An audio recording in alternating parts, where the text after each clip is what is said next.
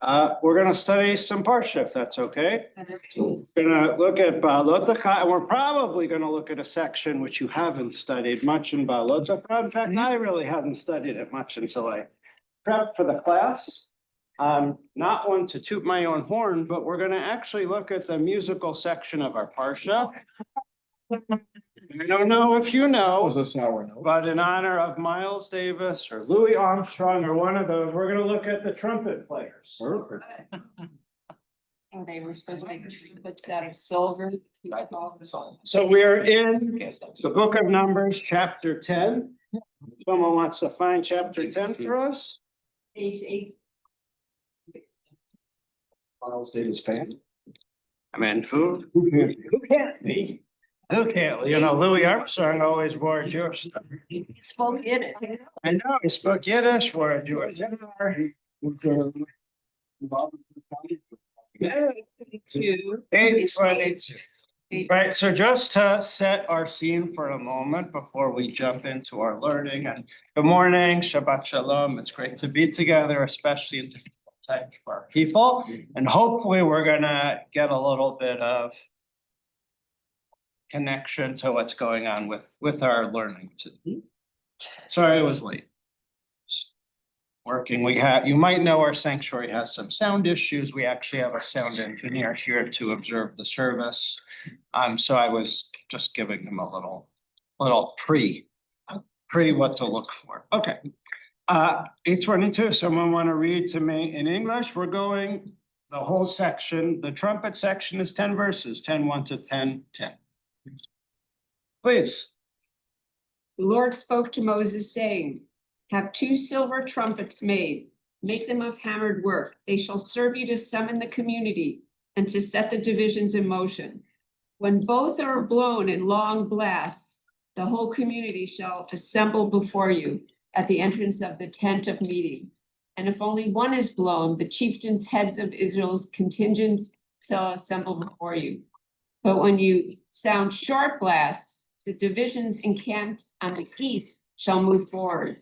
And when you sound sharp blast a second time, those encamped on the south shall move forward. Thus short blast shall be blown, setting them in motion. While to convoke the congregation, you shall blow long blasts, not short ones. The trumpets shall be blown by Aaron's sons, the priests. They shall be for you an institution for all time throughout the ages.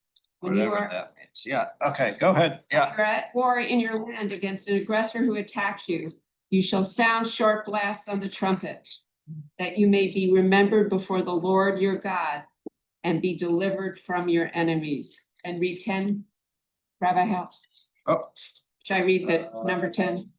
yeah. Okay, and on your joyous occasions. Yeah, I mean, this is the most important one. You don't want to have joy? Okay, yeah. And on your joyous occasions, your fixed festivals and new moon days, you shall sound the trumpets over your burnt offerings and your sacrifices of well-being.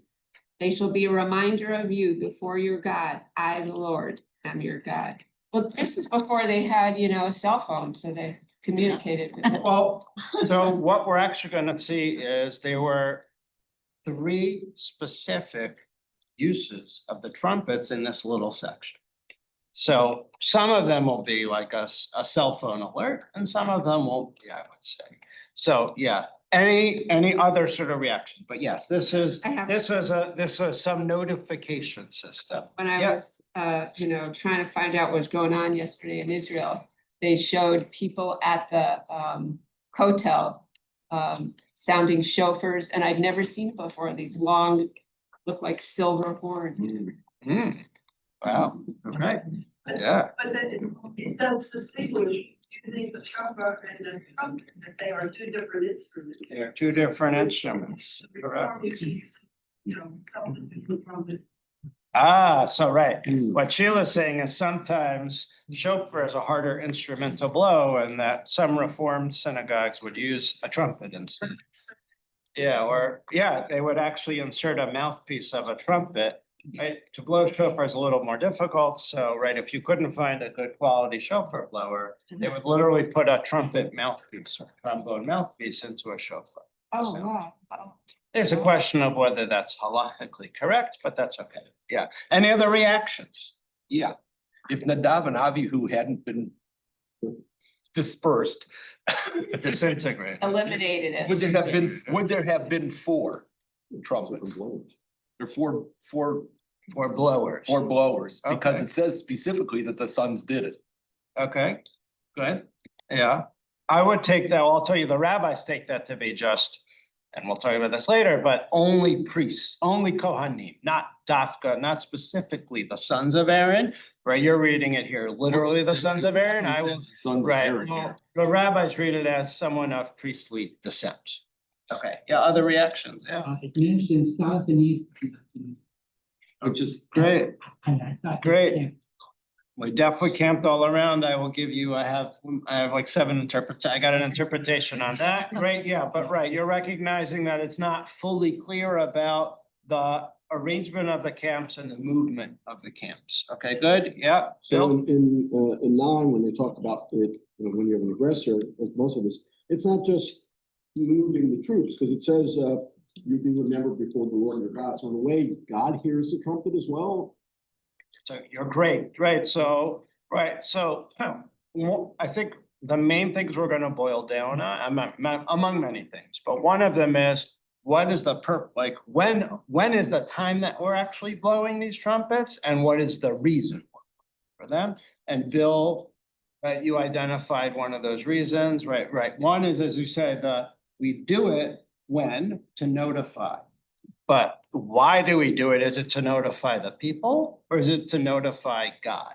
Is it to have the people move, do something, prepare for war, whatever else? Or is it that God should respond, that God should help us, protect us, right? So there's a dual potential purpose of this. Any other opening reactions, thoughts? the third purpose was over the sacrifice. I couldn't even think of the English word. I was only thinking, Yeah, okay, so right now we're gonna get to, all right, so let's just boil down to the when, since we're here, right? I counted 3 times. Well, actually, there's a fourth. It's for the festivals and the new moons too. Okay, well, what's number 1? We didn't get 1 yet. What is the first one described in our Torah here? Right, so this is, it's actually there, I'll give you a 5th, right? So number 1 is assembling the Jewish people, and the rabbis actually say, and maybe it's written here, it's actually first assembling the chieftains, right? The leader of each of the Well- 12 tribes. Then it's assembling all of the Jewish people, and then it's to announce the march when they would leave camp. I think it's the whole community first, number 3. Okay, maybe I'm getting into what the rabbis interpret. Yeah, You so know. the rabbis interpret, I'll show it to you later. All Yeah. right.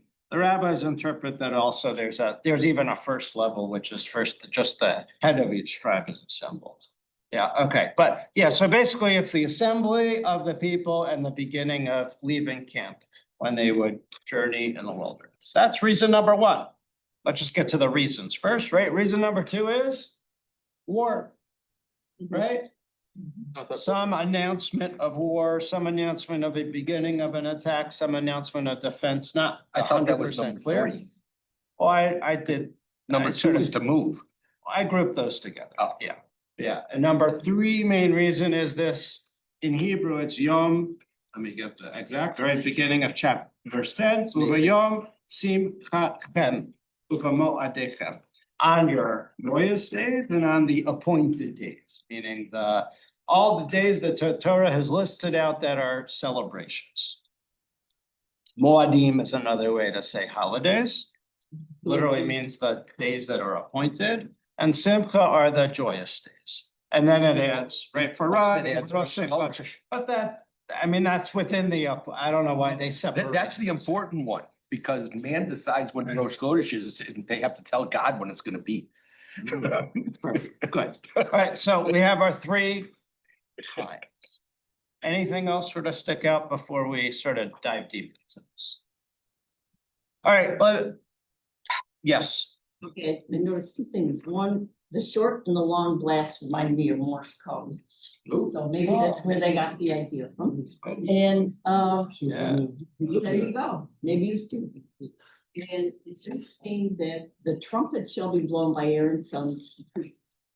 And that's kind of toward the end. Mhm. You think that would be when they introduced the trumpets in the first sentence? You think that would be more prominent that the, that the Cohens were in charge of the trumpet. Great. Anyway, I'll just answer you directly and maybe we'll get there later. If you look at the first verse, 10:1. Sorry, 10:2. 10:1 is, say it, but 10:2. Have two silver trumpets made. That's the English translation here. Let's look at the Hebrew. Aseh lecha shtei chatzatzrot. Now, look at the first thing, which means make for yourself two silver trumpets. If you look at the first verse, God says to Moses. So is this a command just that the Jewish people should make two silver trumpets? Or God is talking directly to Moses, make for yourself. Aseh lecha is a very specific phrase that we find a couple places in the Torah. Like, mach lecha, shlach lecha. Right, there are a couple places and there the rabbis interpret that it's not a thing for all the Jewish people, but it's specifically for an individual. Aseh lecha, it doesn't say aseh lachem, right? So it's you make in the, you singular make as opposed to you plural make. So to answer your question, the rabbis actually say that these two silver trumpets, the specific ones we're talking about here, Moses made and Moses only blew them. When Moses died, they actually, every generation would make a new set of silver trumpets, and those would be blown only by the Kohanim. Right, so and I would, if I was, saving the sort of the drasha, the beautiful way to sort of wrap up for later, but since you said it now, right, there's an interpretation, which is in every generation, we have to create the instruments, the means, so that we can gather, we can announce our times of trouble, and we can announce when it's time to celebrate. Right, so that was going to be one of my closing things, but that's the say aseh lecha. You have to make these instruments, which are both times of distress and times of celebration. Right, and that's something as we feel right now. And I'll tell you, again, I'm gonna give you my end at the beginning. I went to Israel this week because one of our sort of adopted sons got married. Oh. Itamar was a shinshin, if you know these Israeli gap year teens that do a year of service before they go into the army, lived with us 9 years ago. And he got married and we've stayed very closely in touch and we consider him a member of our family. So I was blessed to go to his wedding, blessed to sign his ketubah, blessed to say a blessing under the chuppah. And the rabbi who officiated actually happened to work in Cleveland several years ago as the B'nai Akiva rabbi. And he lives in Israel. I mean, he's Israeli. He's in Israel now. And he, for whatever reason, we made the shidduch and he did the wedding. And his drasha, his words that he said on the couple were specifically this, that the trumpets were brought in times of difficulty, in times of joy. And the two, that the chassan and the kallah, the bride and the groom, Itamar and Lotem, actually they're two shinshins. They met during their gap year here together and then started dating as soon as it ended 9 years ago. They each, of course, over the last 2 years since October 7th have paused their lives. Itamar works for Microsoft and, he has spent X many days and months in the army in his work and Lotem also. Itamar is more sort of ground forces tank and actually working, I think, with a little Iron Dome and stuff. And, we don't really know what he does. Lotem actually is in intelligence. And the specific, well, actually, we know what she was doing. She is among the group of women, and they're largely women. So they're probably not all women. Not watching the border, they're actually dissecting all of the videos that have been captured when the soldiers have gone into Gaza to see any idea about the hostages, where they are, and if they're living or dead. And nobody has said it, but there's a strong belief that Lotem and her unit has helped recover several of the hostages. So again, this is the trumpets announce times of distress and also times of joy.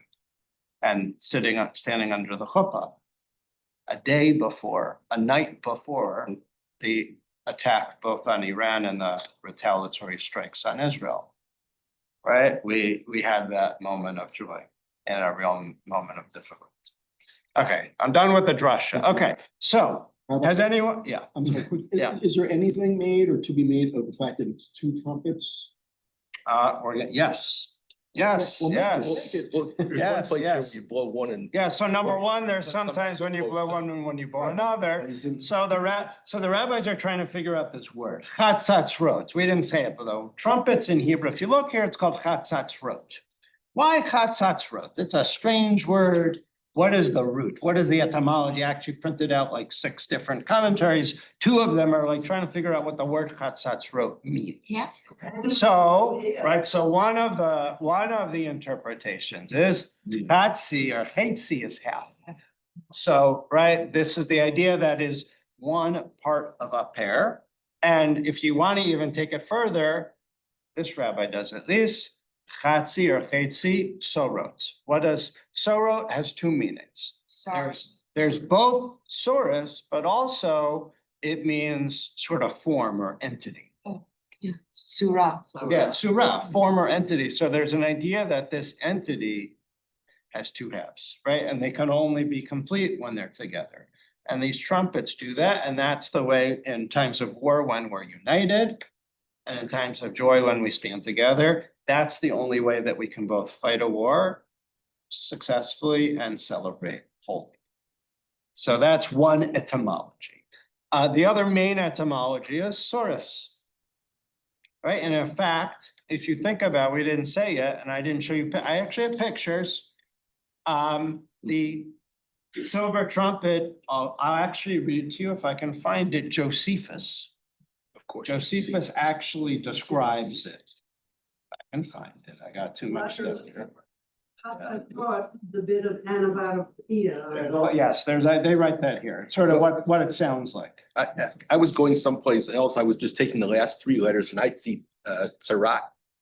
You know, like so the reference thing. Yeah. But I don't know. It's probably not. It sounds like a little too, I'll say, yeah. It's too rabbinical. But basically, I'll tell you, he describes it as a very long, narrow silver tube that is a little wider than a flute, that has a mouthpiece that flares out and a bell that comes out. That's how it is. So the word, Mitzrayim, narrow, surus, difficulty, means like a very narrow place that you hopefully can get through. So there are several actual ancient images that have it. One I will pass around, sorry, online you can't see, but you can Google it after Shabbat. The Arch of Titus in Rome. Just saw it. You just saw it, right? The main people that see it is, right, when the Romans conquered and destroyed the temple in the year 70, right? They marched off with the loot, the bounty from the Beit HaMikdash, from the temple. In particular, right, you'll see the image and you'll see, right, they are carrying the menorah, the menorah and some other ritual items that were used in the Holy Temple. And guess what 2 of them are? It's sort of hard to see because it didn't print so well, but you can Google it. You'll see on the left side, there are 2 little long things, which if you look closer, it is trumpets. So we'll pass that around. And the other one is an ancient coin from the time of Bar Kokhba. So about 100 years later, has, guess what is the image on it? The 2 silver trumpets. We'll pass it around this way to start and then you'll go. So there are ancient images, 2,000 years old, right? One from a non-Jewish source and one from a Jewish source that have these silver trumpets. So they, we're talking real stuff here, right? The Romans are not studying the book of Numbers and they're like, we didn't find these trumpets, but we're just gonna make it into the relief. Okay, When you're yeah. in Israel and, there's that cornerstone that they still allow you to take a look at and it, what does it say? But it's the cornerstone on the temple supposedly, and they identified that as the spot where they would blow. And I've always took it to be shofar blow, but perhaps it was these trumpets. Both. Oh, okay. Both, yeah, now I got too much stuff here, but there's a verse later in the Torah, and actually it is from, hold on, right here. This is from the Talmud, a second Rosh Hashanah. Rosh Hashanah, of course, is about Rosh Hashanah. And what do we blow on Rosh Hashanah? I'm gonna read it to you. In the temple, in the Beit HaMikdash, a shofar was blown along with the two silver trumpets, chatzatzrot. There's a verse in the Bible which says, "V'chatzatzrot uvakol shofar haru lifnei hamelech Hashem," that the trumpets and the shofar were blown before the king God. So guess what? They were blown together. And if we have time, we're gonna look that actually, depending on the situation, they blew the shofar or the trumpets, or they blew both.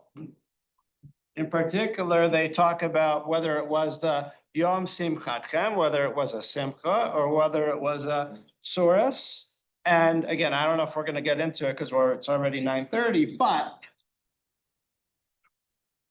I'll just jump into it. Is every Surus that happens to a country just war? Are there other calamities? Famine. So famine, any other calamities? Climate. Right, go down the list. So do you know, was there ever a famine or drought in Israel? Yeah. Yeah, and take it after the Torah and the Bible and all that. There is an entire book of Talmud called Ta'anit, Masechet Ta'anit, which is, Ta'anit is fast days. So this is not about the fast days of Tisha B'Av, right? You think about it, or Yom Kippur, you think about the fast days, right? Back then, there were significant famines and droughts that affected Israel, and they couldn't import fruit from, Chile and wherever else, right? Right? If they had a famine and they were an agrarian society, they were like really bad, right? So do you know there's an entire Masechet, 30 page, 60 pages that talk about what to do during a time of famine. And it's not like to ration your food. It's not like to call your neighbors in another country that has it, but what is it? It's about what to do prayer-wise. Right, and that's the famous stories, if you know Choni and Magal, Choni, the circle maker that made the circle and cried out to God and said, "I'm not leaving the circle until you bring rain." And Rabbi Akiva, the great Rabbi Akiva, composed a prayer. You know the prayer. It's called Avinu Malkeinu. The source of Avinu Malkeinu isn't Rosh Hashanah, isn't Yom Kippur. It's a fast day. He cried out Avinu Malkeinu, and do you know why we say it? Because when he said Avinu Malkeinu, guess what happened? It rained. That's why we say it, because it was such a powerful prayer, effective prayer. It worked. Right? So there's actually a very long listing. They would bring out a Torah, or when the ark existed, they would bring the ark out of the temple and they would cry out to God. They added, how many blessings are in the Shemona Esrei? The Amida that we say on a weekday? Yeah, 19. Back then it was 18. That was before the additional 19. They would add 6 extra prayers on a fast day, right? I mean, on a day they declared a fast day. They actually have a whole cycle, and it wasn't just one day. They actually instituted a whole cycle of, I think it's like 3 or 4 weeks that you would fast. Like it was intermittent fast. You couldn't go hungry that many days, but they literally had a calendar. Right, this day you'd fast, and then 3 days later, and whatever else, to show God and that we need you so badly. We need your help. And they would add prayers, and guess what else they would do? Blow the trumpets. There's actually a debate whether it was the trumpets or the shofar or both. I'm not, we don't need to get that specific, but just to show, because that is Rabbi Akiva expanded it from that thing, right? when you are at war with the land. If you look at it, verse 9. That's 10:9. When you are at war in your land against an aggressor who attacks you, you shall sound short blasts on the trumpets, that you may be remembered before the Lord your God and be delivered from your enemies. Let's look at the Hebrew though. If you're a Hebrew reader, right, right, that's talking about war b'artzachem, but then al hatzar hatzorer etchem. Any Hebrew readers want to translate just that phrase? Al hatzar hatzorer etchem. On the narrow Hatzorer with you. I'm not sure what Hatzorer, sorrow. I mean, it's sort of it's a double expression. On the tsuris, that tsuris is you, Uh-huh.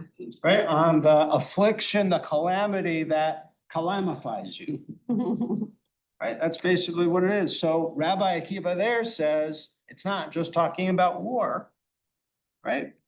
We already had the phrase that talked about war, right? When you start war, when an enemy attacks you, he's actually reading this as a second clause, as a second option, right? Or if a great calamity comes upon you. Right? And then it talks about blowing shofar. Why? That you may be remembered before the Lord your God. It's a cartoon. Right? Which means, I think as Bill said or somebody, it's not that we should think about God, but it's that God should think about us. That God should save us. That God should redeem us.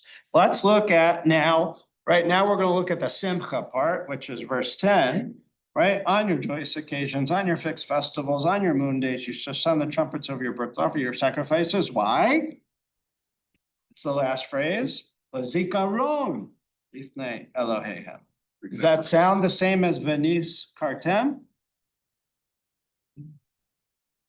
Does it sound similar? Similar enough. Does that sound, is it the same wording?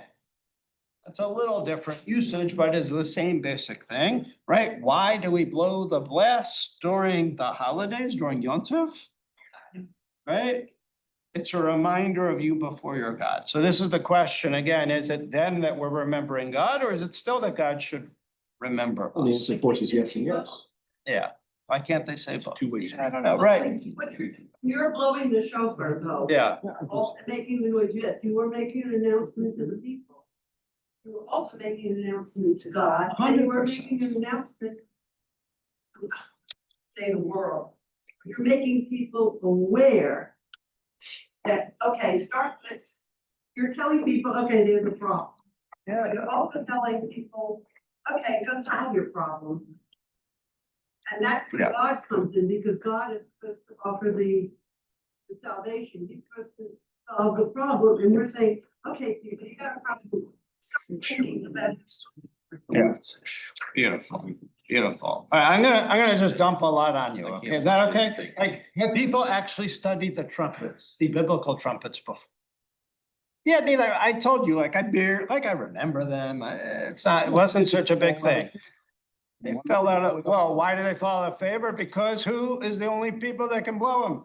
Kohanim. We don't really, yes, I'm a if you're a Kohen, you're a Kohen, but It's gotta be a pure. I'll tell you, right? So a beautiful thing. It just so happened that after the wedding, the next morning, whenever yesterday was, Thursday morning, right? A family from our synagogue happened to be doing a family trip in Israel. Everybody should be safe. And they were there, so I met them at the hotel and we did a second bar mitzvah for someone. Beautiful in the egalitarian section of the hotel, and they are Kohanim. And if you know, in America, if you're outside of Israel, duchening, which we don't really do here, when the Kohanim bless you and the whole thing, right? In America or outside of Israel, when do you duchen? How many times of the year?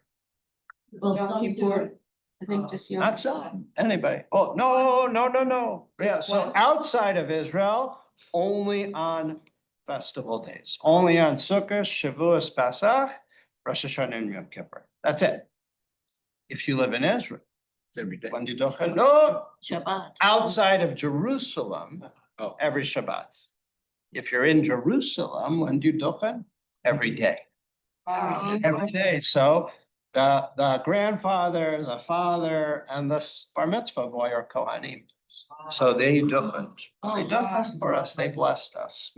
So, yeah, but Yeah, this was all saying like, yeah, the priests don't really exist anymore. By the way, we didn't get through the, it says it's supposed to be miksha. It's the same thing as the menorah. Somehow it was one piece of silver that was fashioned, right? There are no pieces to this, right? So there was like some mystical, magical build, some intricate way somehow they could make it out of one piece of silver. Okay, just a little bit more for you. One word, again, the trumpets are only mentioned twice in the entire Torah, also at the end of Numbers, but that's the only time.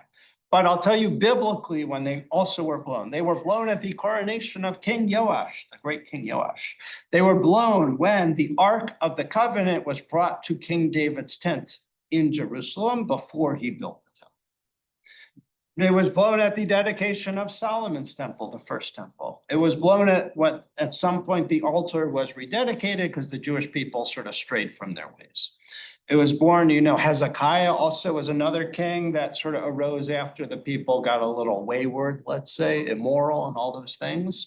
And Hezekiah sort of made a renewal of vows with God, we're going to follow you.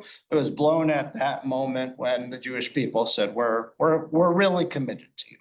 It was blown at the laying of the foundation of the second temple's first stone, right? When during the time of Ezra, when they returned from the Babylonian exile and rebuilt the second temple, and at the consecration of the walls of Jerusalem, which were overseen by Nehemiah. So it is, the Chatzatzroth are mentioned. They don't get like a ton of mention, but they are mentioned. All right, let me give you a couple other things. So now I'm sort of shifting for a second. Rambam,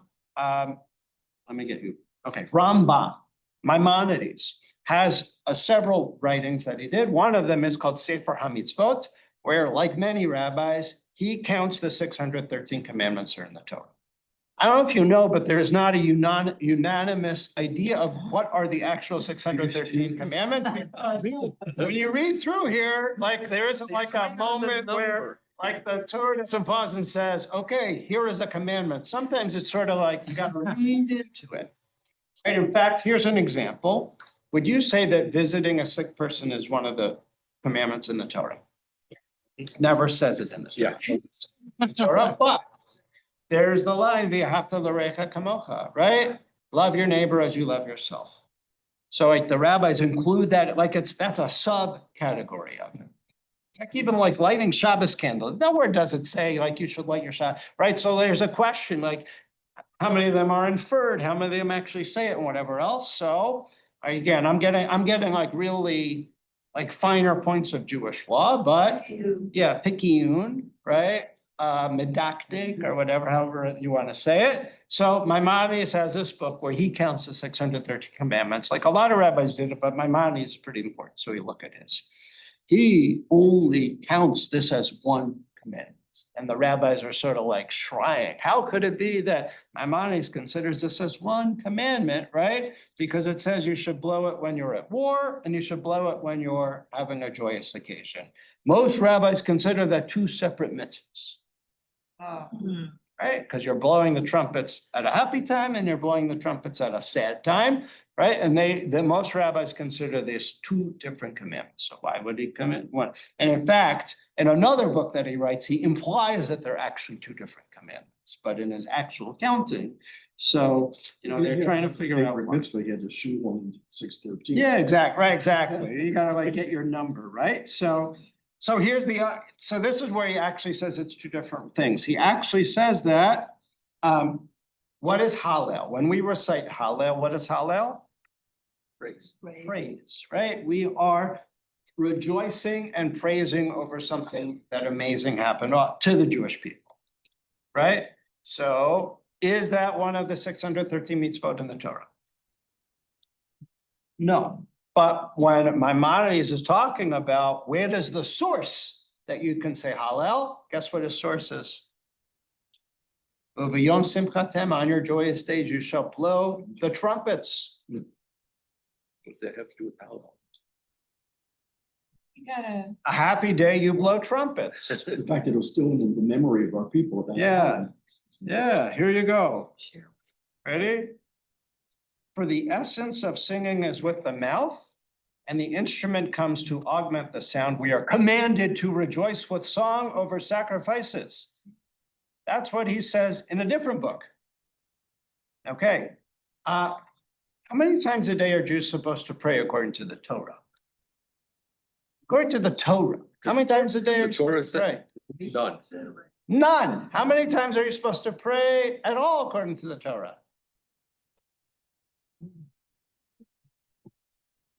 It doesn't say pray. Specifically according to the Torah. Holy, whatever. There is no specific obligation to pray every day. There's only an obligation to pray when you need it, when you are in distress. What's the source? Oh, according to Rambam, according to Maimonides, the trumpets being blown at time of calamity or at least war is the actual source of prayer in the Torah. Right? Because we blow these when we need them. We blow, right? There is no obligation to, that nowhere in the Torah does it say you have to pray every day, In that case- much less 3 times a day. In that case, it's a blowing really to get God's attention, right? I think it's to wake up. Or is it so here's your answer. I mean, there's a lot here, but I'm just throwing a lot of things out because I got a lot of sources. Have you ever studied something called Sefer HaChinuch? Sefer HaChinuch. Yes, we did, Larry. Oh, you guys studied a lot apparently. Sefer HaChinuch is actually a beautiful book. It's actually very digestible. This is another one of these rabbis that that counted out the 613 commandments.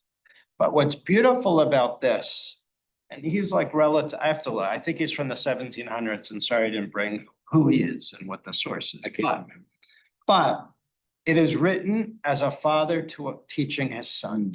A father is saying, these are the 613 commandments, and for each one, he gives an explanation how it's relevant to life. So this is what Sefer HaChinuch writes about the trumpets. It is from the roots of the commandment that since at the time of offering a sacrifice, you need to properly focus your attention. As it's well known, it will be disqualified if you are not thinking the right way, and that you always have to have complete awareness in front of God who commanded us. Also, at times of trouble, a person may be unfocused and need to have better focus to ask God for help, that God should have mercy upon him and save him from any trouble. Therefore, we are commanded to blow the trumpets at these specific times. Since we are a physical person and not a spiritual person at heart, human beings, right? We have our animal instincts. We require great arousal to these things. For our nature is to act as if we are sleeping and walking around this world in a sleep way.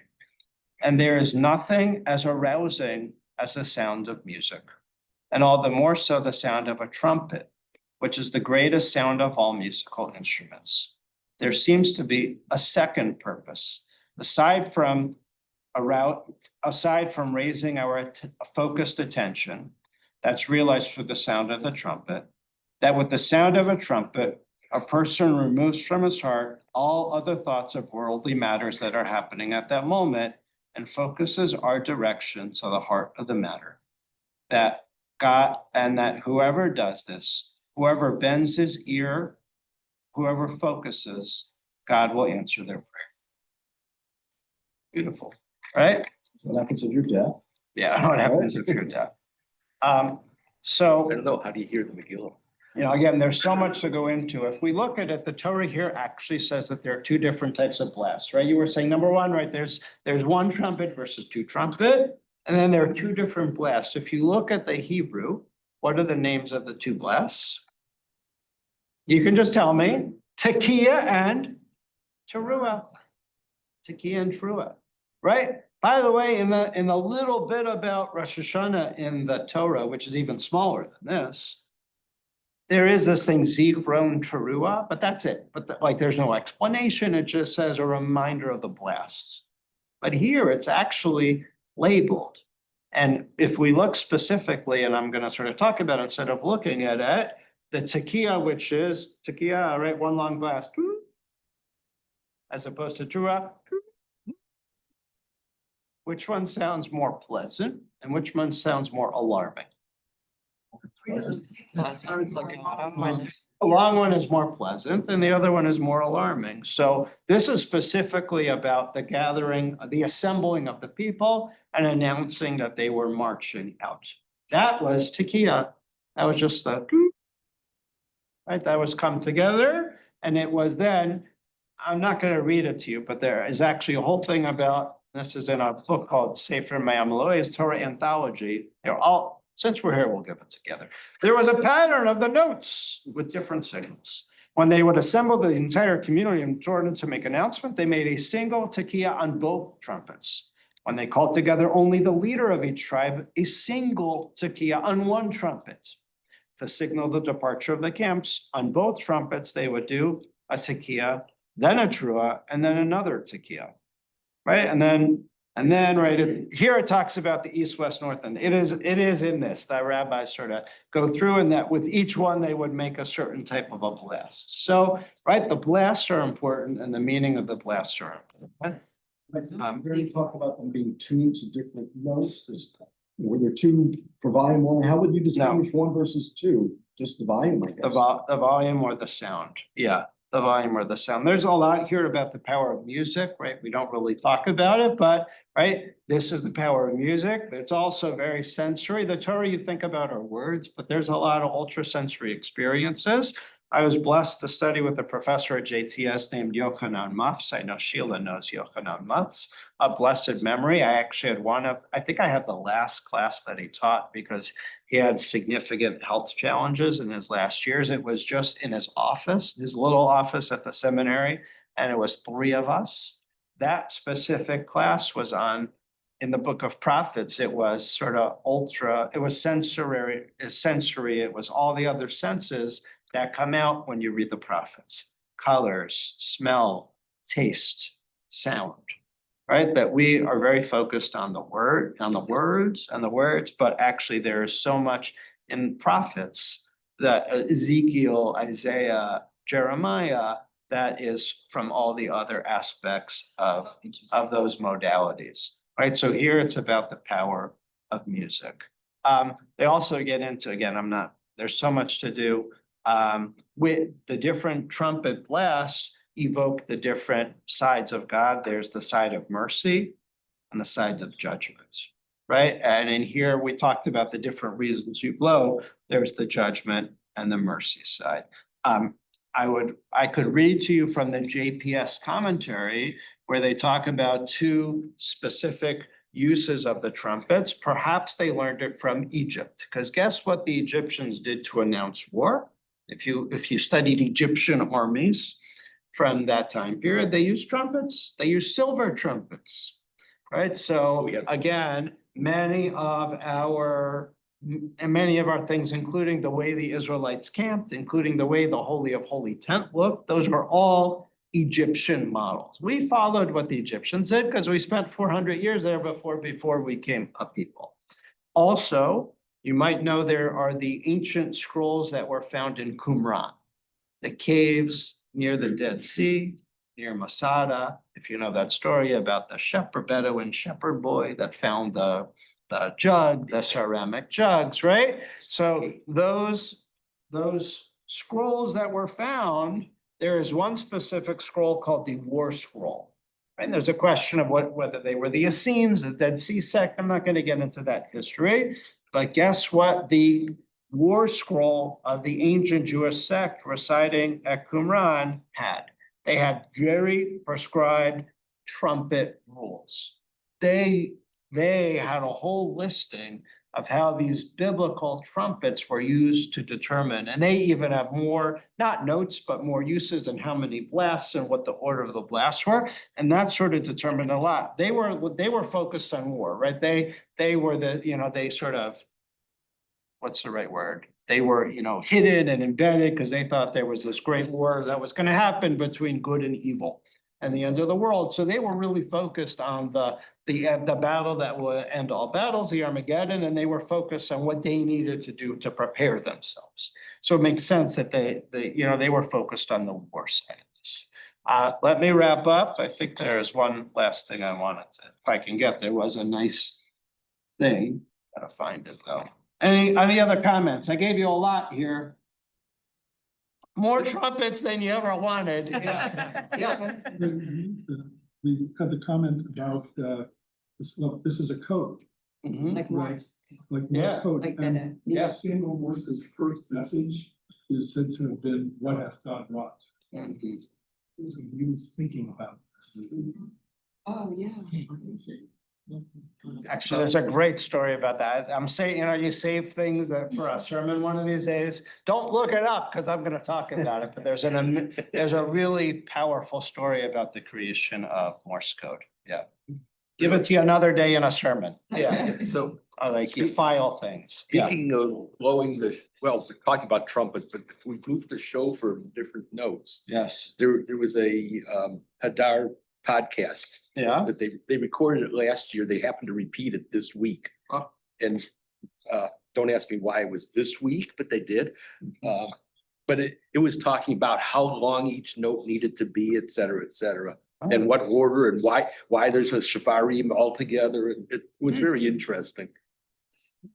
Yes. Make the commitment now. Let's introduce the trumpets in some way, shape or form. What we got Friday nights, we got drums going on and Yeah, what? you want the trumpet service. Trumpet service. What a Yeah. Fascinating thing. Trumpets. What can we do with Trumpets, yeah, we are trumpets? exclusionary. I thought we're inclusive community. Yeah, we do not invite the, Thing yeah, is a trumpet player, yeah.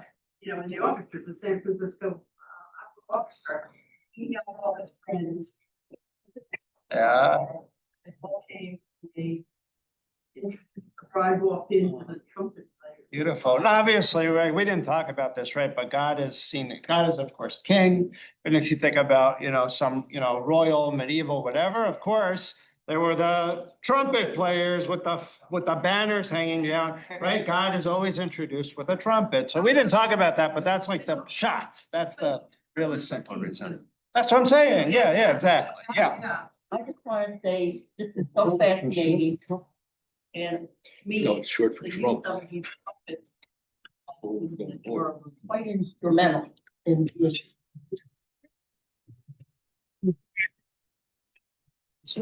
It sort of gave you the ending before, but right, very difficult to say.